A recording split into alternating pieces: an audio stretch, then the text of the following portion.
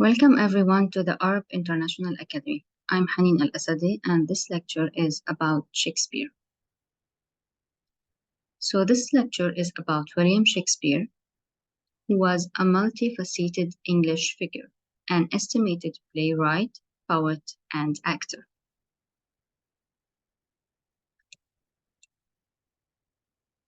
Universally acknowledged as the foremost writer in the English language and the paramount dramatist globally. He is often hailed as England's national poet and fondly referred to as the Bard of Avon. The Bard means a poet, and he is popularly called the Bard of Avon since he was born and raised in Stratford-upon-Avon. Shakespeare's unparalleled contributions to literature continue to resonate, securing his enduring legacy across the centuries. Now we will have an overview of Shakespeare's childhood and family ties, marriage, family life, theater career, and his work. So he was born in 1564. William Shakespeare was the first surviving child of John and Mary Shakespeare. His father, John, a skilled leather worker, specialized in fine white leather for gloves, rose through the ranks in Stratford, becoming an alderman and at one point the town bailiff. The town bailiff means a sheriff officer who has authority among the town. This early success in business allowed Shakespeare to lead a comfortable life. However, when William was about 5 years old, John withdrew from public life, a decision that remains shrouded in mystery. So William, as the elder sibling, grew up with 3 younger brothers, Gilbert, Richard, and Edmund. And he has 2 sisters, Anne, who unfortunately passed away at the tender age of 7, and his sister, Joanne. His family's standing in the community as the son of a prominent Stratford citizen likely played a role in his education at the local grammar school, where the curriculum emphasized the study of Latin classes through memorization, writing, and acting. So this has an effect on him as a writer. In 1582, at the age of 18, Shakespeare entered into a marriage with Anne Hathaway.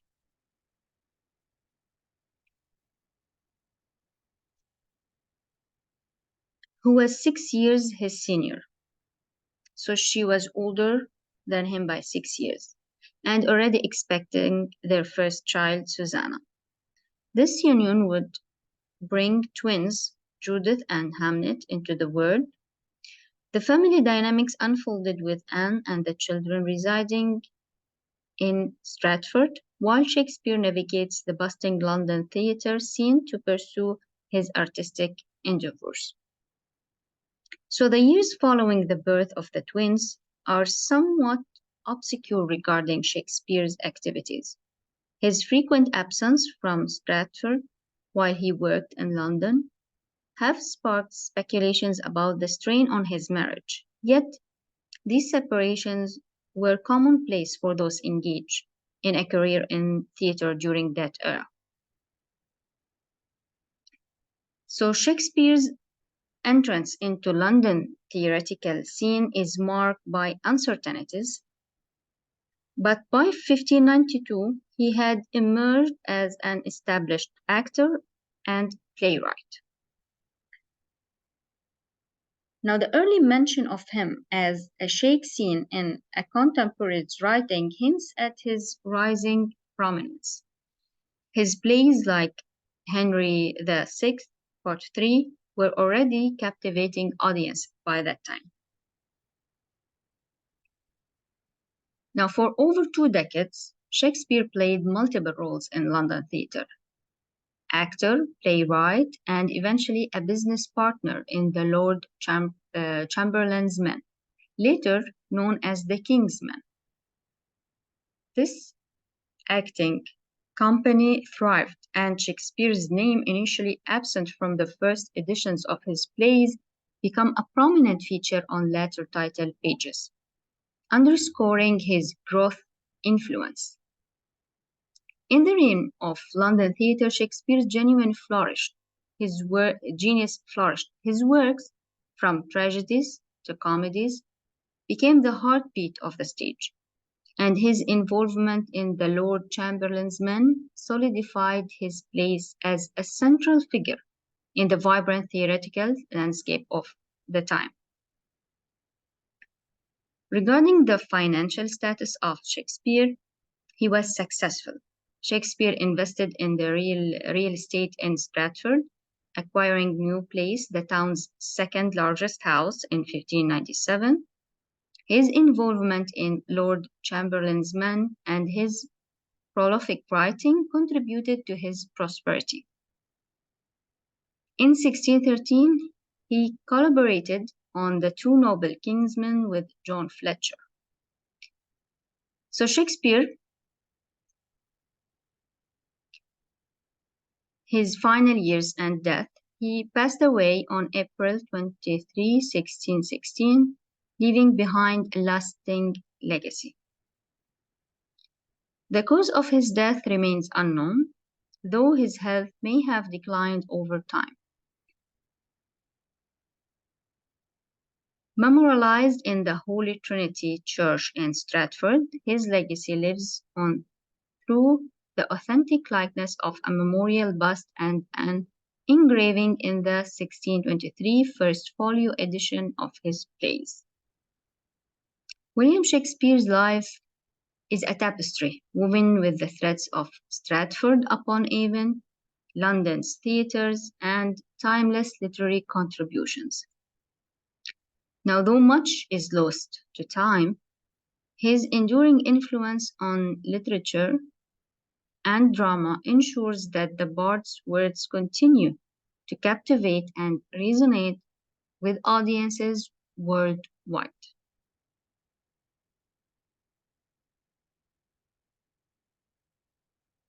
Now let's discuss his journey to playwright. How did he start? Where did he start in London?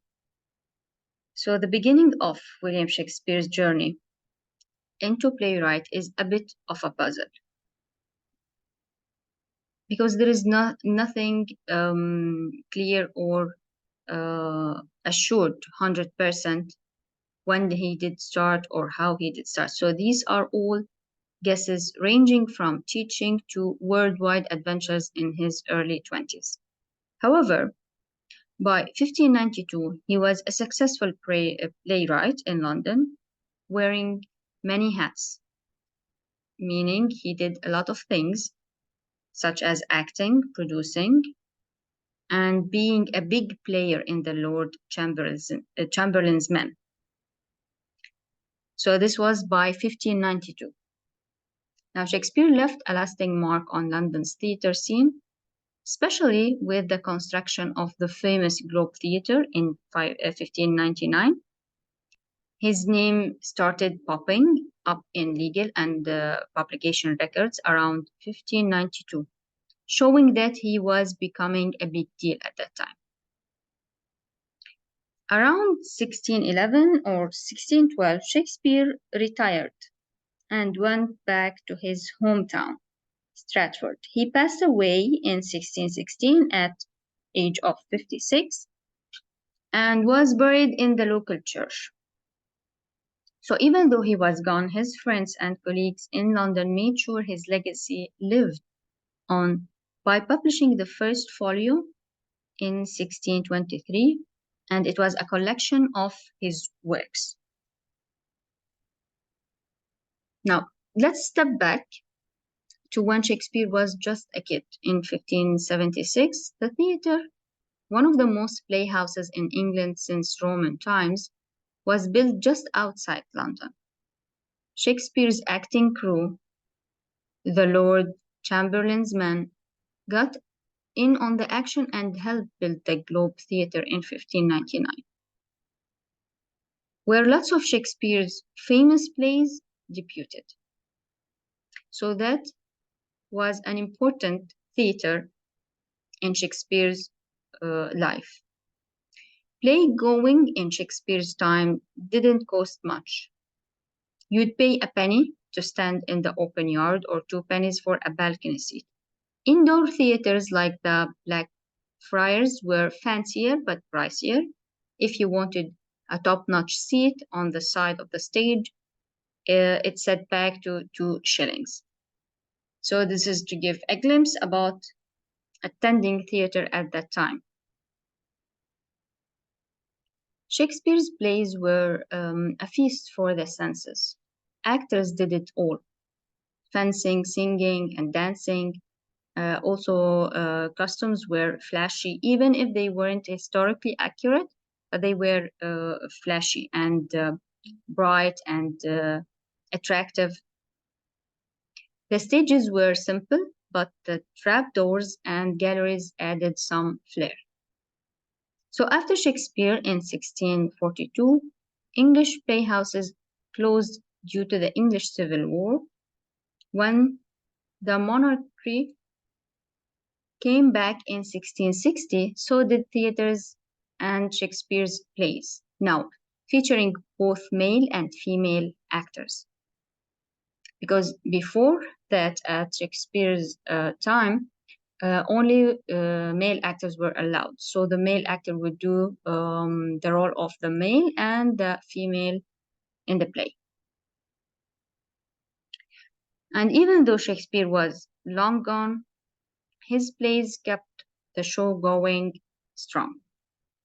So that was the theater and at that time and the journey of playwright of Shakespeare. Moving on to his work. Imagine this. Shakespeare, a guy from a small town, created a bunch of incredible things in about 20 years only. In this 20 years, he created 37 plays, like stories acted out on stage, and lots of poems. That's a ton of writing. And get this, he wasn't just a creative genius, he also knew how to run a successful business. Now let's talk about what he wrote. Shakespeare's stuff covered everything, from beautiful poems that expressed deep feelings to stories about myths, silly comedies that make you laugh, sad strategies that make you cry, and even tales about real historical events. So he didn't stick to one style. He did it all, breaking the rules and showing that art can be anything you want it to be. What's super cool is that Shakespeare wasn't just famous for his plays. He also wrote some of the greatest poems in English. That means he was a big deal poet all on his own, not just because of his plays. Now, sure, not everyone loved everything he wrote, and some people had things to say about it.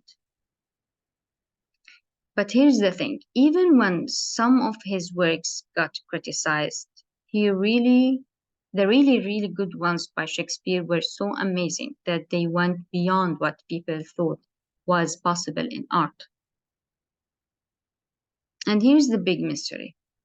Now, how did a guy with no fancy education, just the son of a regular small town merchant, create such incredible stuff? It's a question that keeps history lovers interested because it's like a magical story in the real world. Now, as we explore more, we'll dig into a few of his masterpieces to uncover the magic behind Shakespeare's work. In front of you is a timeline of some of his plays.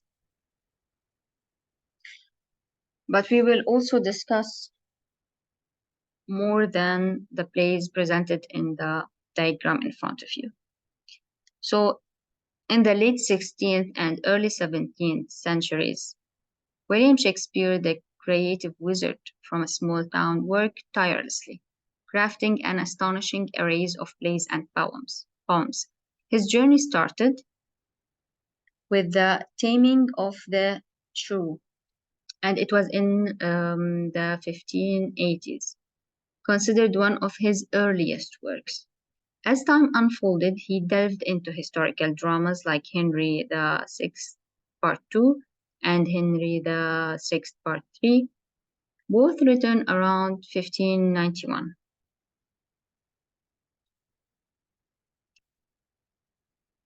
Showcasing his knack for storytelling based on English history.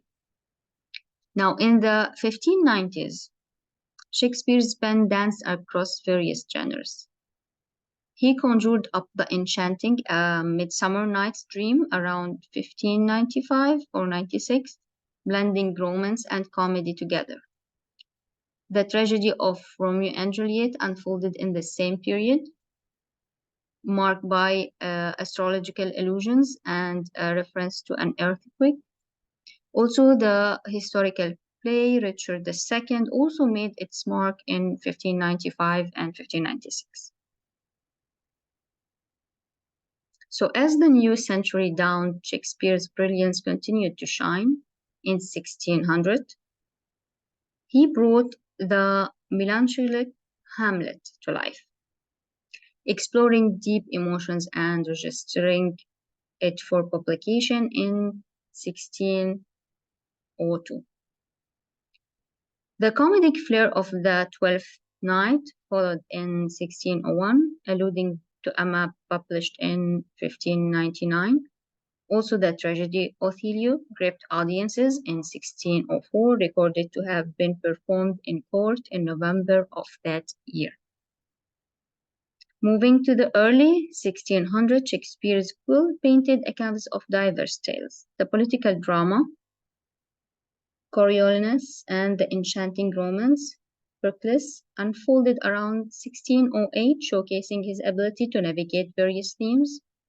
The Hunting Macbeth echoed in 1606, bearing more Jacobean tone with compliments to King James.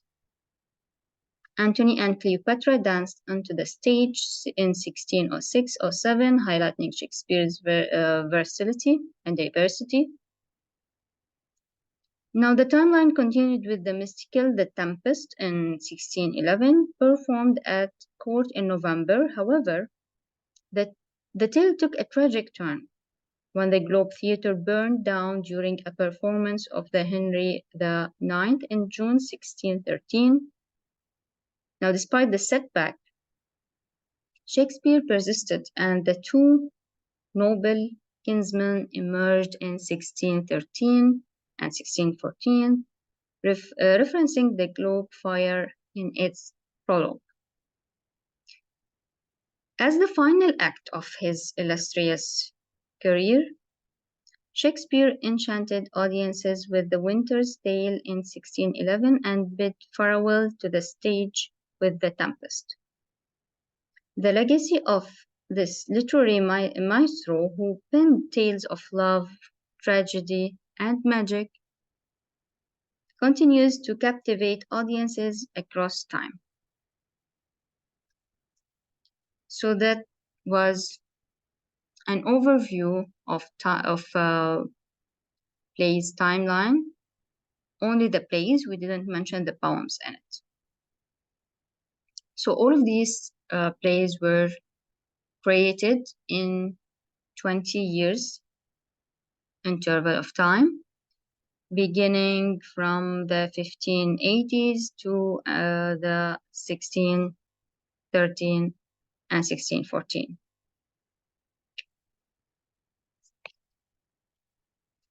Now moving into the genres of Shakespearean writing.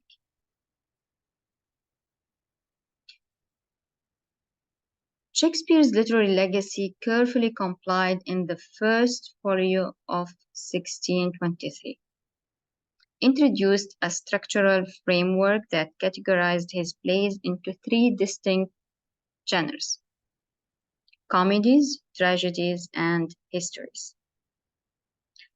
Surprisingly, during his lifetime, Shakespeare did not adhere to such genre distinctions, so he didn't divide his work into genres.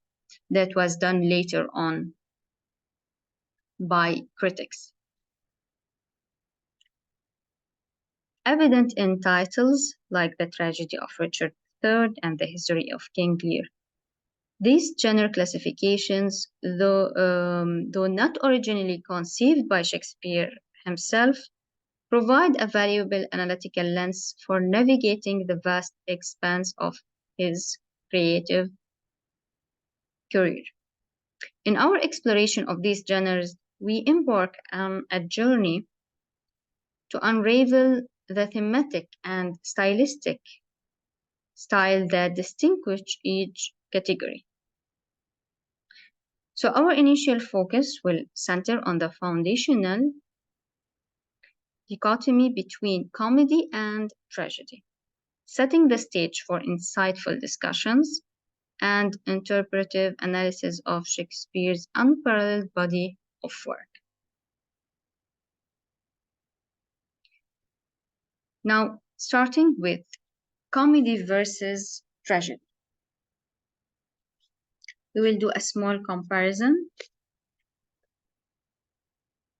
Now, in the enchanting world of Shakespeare's plays, there is a big idea that ties them all together, which is disorder. Yes, you would say how disorder will tie things together or ideas together. These stories dive into the messy business of things going wrong in society, making us wonder about how things should be, what happens when rules are broken, and how a new kind of order can be born. Now let's talk about the drama in these plays. Every story starts with something shaking up the normal everyday life of a bunch of characters. It's like a big event that turns their world upside down, creating lots of chaos and problems. But there would be hope. In the comedies, which are like the happy stories, all the mess gets sorted out in a special way. People in these stories learn from their mistakes, forgive each other, and end up happily joining back together. They throw parties, dance, and celebrate, showing that even after a big mess, things can become cheerful again. This is in the comedies. Now, on the other side, there are the tragedies. These are the sad stories, where the main character usually faces something really tough, even death. But instead of celebration, the tragedies make us think. They reflect on what happened and why it mattered. It's like looking back and trying to understand the meaning of everything. And here's a cool thing. Comedies and tragedies have different vibes. Comedies make us look forward to a bright future, while tragedies makes us reflect on the past. But guess what? Even though they seem so different, you can actually change a tragedy into a comedy with a few tweaks in the story. It's like magic trick where sad stories can turn into happy ones with a bit of rewriting.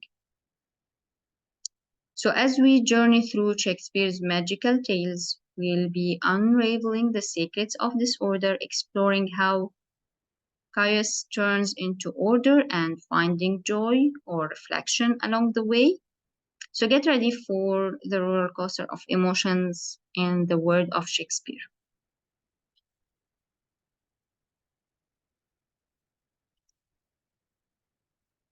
Now, in Shakespeare's time, they didn't have a clear label for plays about history. They just called them history plays. throwing the term around for different kinds of stories. The actual sorting of plays into specific genres like history plays happened after Shakespeare was no longer around, especially with things like the First Folio, which was a big collection of his work that came out after he passed away. Now, when we talk about history plays in today's world, we are mainly looking at the political side of things.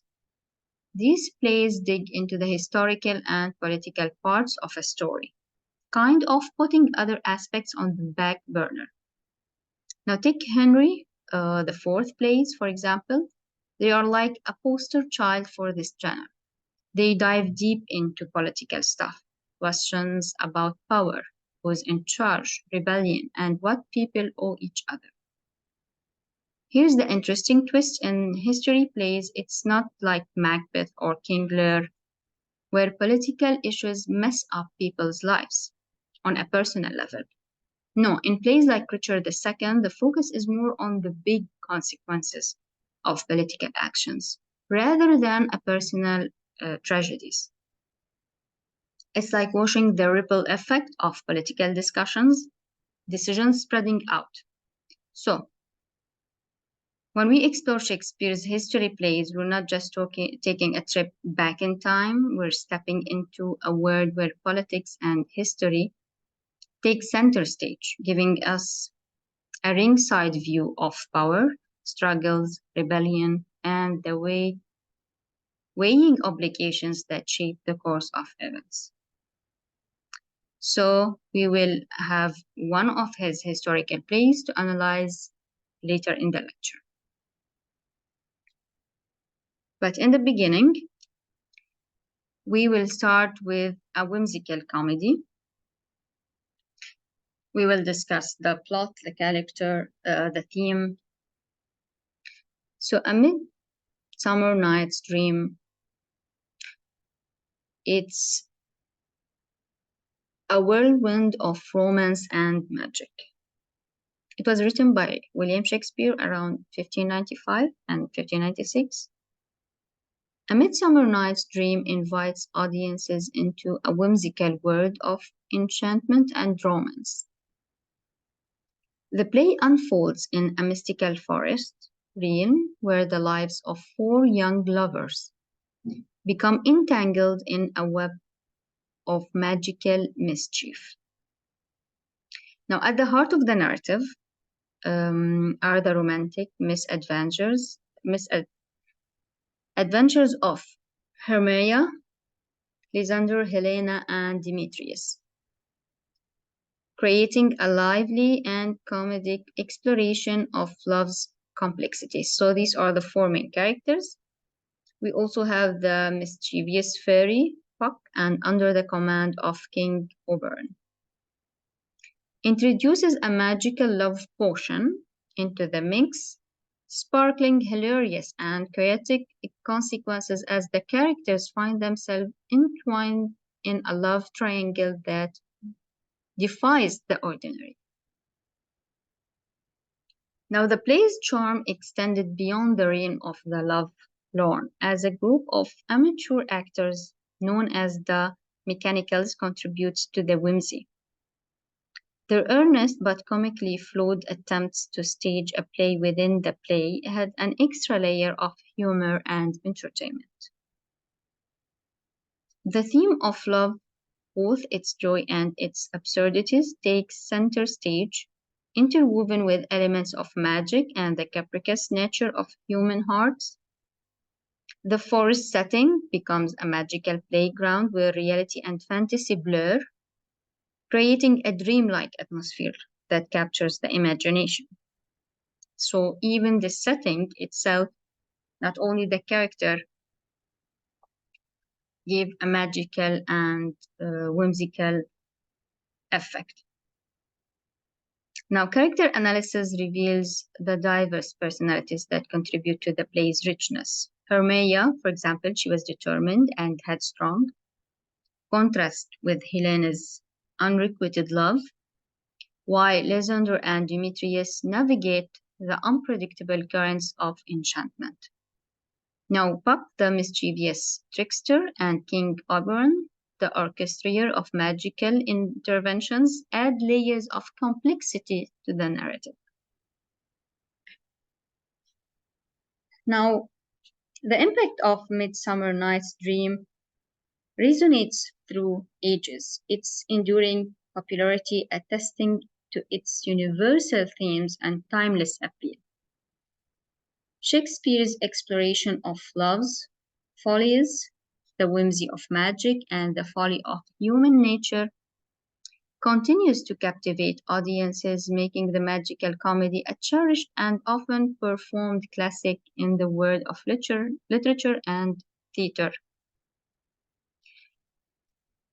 So,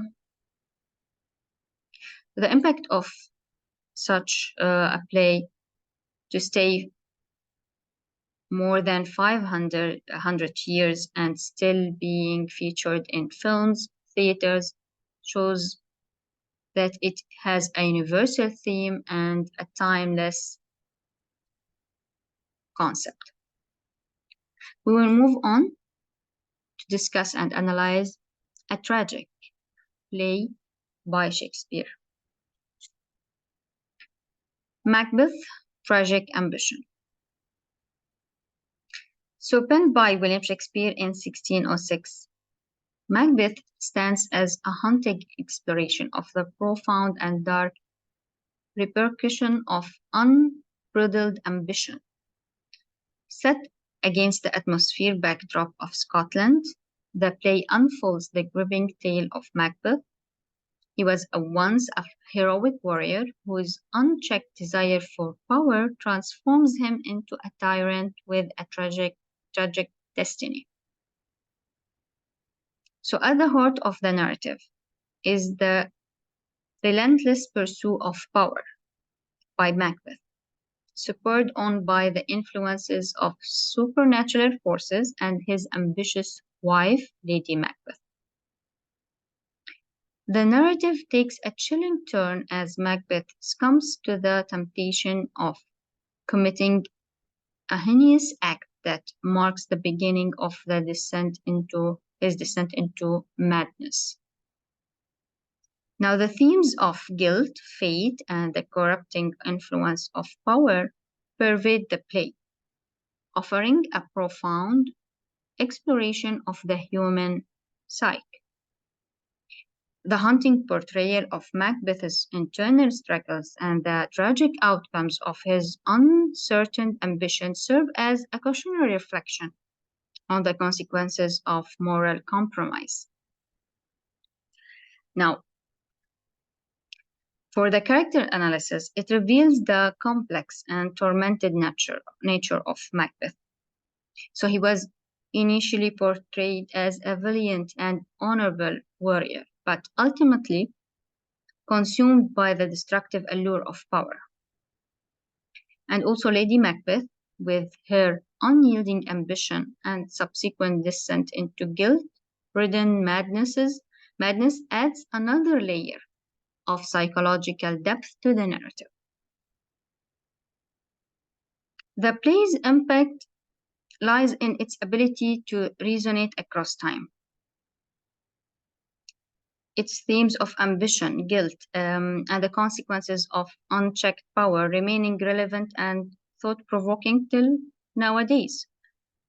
Macbeth serves as a chilling reminder of the fragility of the human conscience and the tragic outcomes that can unfold when ambition becomes a driving force without moral restraint. Shakespeare's exploration of the darkest concerns of the human soul ensures that Macbeth remains a timeless and compelling tragedy in the world of literature and theater at the same time. The last play we will discuss is Henry V, and it's considered an historical play by Shakespeare. So, Henry V, written by William Shakespeare, completed in 1599, Henry V is a historical play that takes audiences on the transformative journey of King Henry V of England. The narrative unfolds against the backdrop of the Hundred Years' War, particularly highlighting the pivotal Battle of Agincourt. Now, at the core of this play, Henry V is a riveting portrayal of Henry's evolution from a wayward prince to a heroic and inspirational leader. The play delves into the challenges and responsibilities that come with wielding power, both on the battlefield and in the broader realm of leadership. Now, regarding Henry's character. Henry's character undergoes profound transformation as he grapples with the burdens of kingship, showcasing the complexities of leadership and personal sacrifices it demands. We also have the themes of leadership, patriotism, and the weight of kingship are woven through the narrative, offering an exploration of the multifaceted nature of power. Now, the Battle of Agincourt serves as a dramatic centerpiece, depicting Henry's strategic prowess and the spirit of his troops in the face of adversity. If we're gonna go to the character analysis in this play, it unveils the depth of Henry's character, capturing the internal struggles and external challenges he faces, from the charismatic and ambitious young prince to the revered and responsible. Henry's journey resonates with themes of duty, honor, and the transformative nature of leadership. So the main theme of the play is the transformation of the main character and the events that impacted this transformation. The impact of this play, Henry V, lies in its ability to illuminate the timeless aspect of leadership and power. Shakespeare's masterful storytelling engages audiences with the complexity of rulership, inviting reflection on the challenges faced by those who bear authority. So Henry V stands as a compelling exploration of leadership's triumph and tribulations, leaving an indelible mark on the world of historical drama and continuing to captivate audiences with its timeless themes. Now we have discussed three of his masterpieces, each represented one type of genre. But as you see, the themes dealt in his plays are timeless, and the themes are presented now at our time.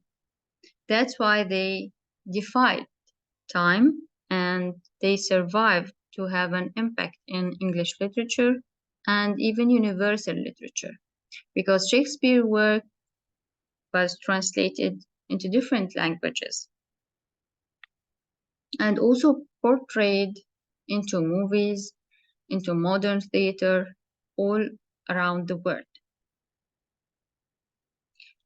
Now we will discuss Shakespeare as a poet, because he is more famous for his plays, but he was an important poet at that time. So Shakespeare wasn't just a famous playwright. He was also a celebrated poet. So even before his plays, became super popular. His early poems like The Venus and Adonis and The Rape of Lucrece were big hits going through multiple editions. So people loved these poems for their romantic and storytelling magic. For example, Venus and Adonis even had 10 editions between 1594 and 1602. So within 6 years, 10 editions. These poems set the stage for the Shakespeare's lasting fame as a poet. Now, even though everyone knows him for his plays, he also wrote the other poetic gems like The Passionate Pilgrim in 1599 and Shakespeare's Sonnet 1609. These added even more sparkle to his reputation as a fantastic wordsmith, both in telling stories and expressing feelings with beautiful words. So, Shakespeare wasn't just a master of plays, he was a poetic wizard too, leaving us with a legacy that shines in both drama and lyrical beauty. We will discuss and analyze one of his famous sonnets to grasp an idea of his poems. So this is Sonnet 18 by William Shakespeare.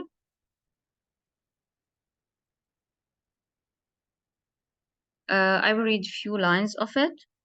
So shall I compare thee to a summer's day, thou art more lovely and more tempered? Rough winds do shake the darling buds of May, and summer's lease hath all too short a date. Sometime too hot the eye of heaven shines, and often in his gold complexion gleamed. And ever fair from fair sometime declines, by chance or nature's changing course, untrimmed. But the eternal summer shall not fade, nor lose possession of that fair thou oath, nor shall death brag thou wanderest in his shade, when in eternal lines to time thou growest, so long as man can breathe or eyes can see, so long lives this, and this gives life to thee.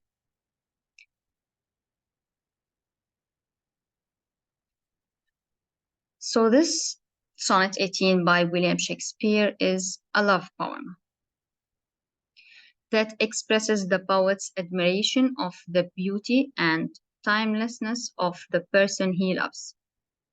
The speaker begins by comparing the person to a summer's day, which means a summer's day is considered a beautiful day, but quickly asserts that their beauty surpasses the glory of summer. The poem explores the idea that the beauty of the beloved will not diminish with time or be affected by the changing seasons, because summer doesn't last forever. So even a beautiful summer day will end eventually, but the beauty of his beloved surpasses the beauty of summer day because it's lasting and it will not diminish by time. So instead, the poet suggested that the person's loveliness will be preserved forever in the lines of the poem, creating a lasting tribute. So the metaphor of eternal beauty and the poet's skillful use of language and rhythm contributes to the enduring appeal of this sonnet. So this means that Shakespeare preserved the beauty of his beloved for eternity through these lines. Now, this is the theme of the sonnet. Let's talk about metaphors. Shakespeare throws in some cool comparison to make his point. He says, that the person's beauty won't fade like the summer weather does. Instead, their beauty will last forever, not just in the summer, but also in the eternal lines of this poem. So it's like he's giving them a timeless shout out. Now, regarding the rhythm? When you want to determine the rhythm of a poem, you would look at the last words of the poem in each line. So Shakespeare has a way with words, making them dance in a rhythm. He's not a traditional poet, and this is clear from the rhythm of this poem. So each line has 10 beats, and the rhythm scheme is like, for example, A B, C D, E F, then ending with G. It means each two lines would be a rhythm with the following two lines, not each two the same. So, for example, here, day and May are separated by a line, temperate and date. That's what is meant by AB. And this gives a musical flow. It's like a poetic song celebrating the beauty that never fades, just like the memory of a perfect summer day. So, to end this, Sonnet 18 is like Shakespeare's way of saying, hey, you are more amazing than the best summer day ever, and I'm putting it in this poem to make sure everyone knows and no one would ever forget it. That's pretty poetic. Moving on to the theatrical revolution, an enduring influence on populist storytelling. So William Shakespeare made a really big impact on how we talk, write, and do plays. His influence is like a strong mark on how stories are told and our culture. He changed the way theater worked, making it something everyone could enjoy. Before him, theater was kind of fancy and only for certain people. But Shakespeare made it for everyone. His plays were not just about rich people. They talked about things everyone could relate to.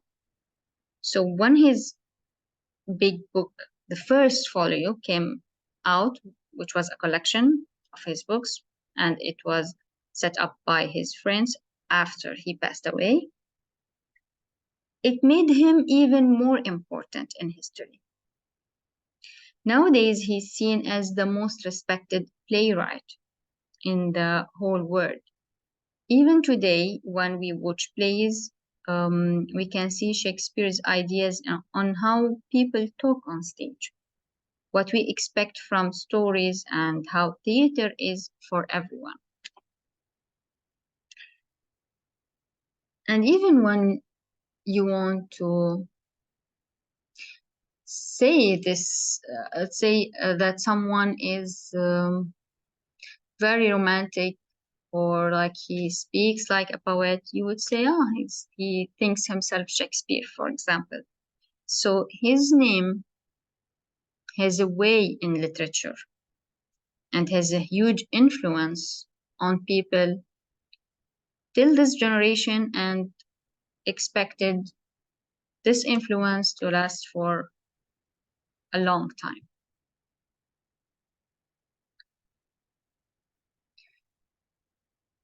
Now his work adapted to the modern storytelling, and this is very important to ensure the ongoing effect and influence of Shakespeare's work. It has to adapt to the modern storytelling, and this will ensure it will last. So, several of Shakespeare's timeless works have been brought to life on the cinematic stage, captivating audience with their visual renditions of classical tales. So you have people who love to read, they would know Shakespeare through reading. And you would have people who like to watch plays on theater live. They will also know Shakespeare through the theater. But some people, or most people nowadays, they prefer the movie industry. And Shakespeare's work was able to adapt to this modern storytelling. And this shows the flexibility and the timelessness of his themes, that it could be adapted and presented in modern ways. Some of the remarkable movies based on Shakespeare's plays were Romeo and Juliet, first adapted in 1968, and it was adapted more than one time with different actors, different storytelling. But the first one was directed by Franco Zeffirelli. This film beautifully portrays the iconic tale of young love. The adaptation captures the passion and the tragedy of Shakespeare's original play. And this is very important because you have to keep the main theme and the main plot to have an accurate adaptation. The second masterpiece is Hamlet. It was adapted first in 1996 by Kenneth Branagh. Takes on the ambitious task of presenting the full text of Shakespeare's Hamlet. So he wanted to present Shakespeare's work as it is in Hamlet. His compelling rendition of the Danish prince's tragedy provides a comprehensive and engaging cinematic experience. Third one is Much Ado About Nothing. It was adapted in 1993. Branagh returns with a vibrant and comedic adaptation set in the sun-soaked Tuscany. This lively take on the classic comedy adds a touch of Mediterranean charm to Shakespeare's witty play. We also have Macbeth in 2015. The intense adaptation starring Michael Fassbender and Marion Cotillard delves into the dark and gripping world of Macbeth. The film captures the power of the original play, exploring themes of ambition and betrayal. We also have Othello in 1995, directed by Oliver Parker. This adaptation starring Lawrence Fishburne and Kenneth Branagh explores the themes of jealousy and deceit in Shakespeare's tragedy. The film brings a contemporary flair to the timeless narrative. Lastly, the A Midsummer Night's Dream. It was adapted to cinema in 1999. Now here, Michael Hoffman creates a whimsical and dreamlike version of the enchanting comedy set in a Tuscan landscape. The film captures the magical essence of Shakespeare's A Midsummer Night's Dream. These cinematic adaptations skillfully translate the essence and timelessness of Shakespeare's masterpiece into the silver screen, offering new perspective on the bard's enduring narratives.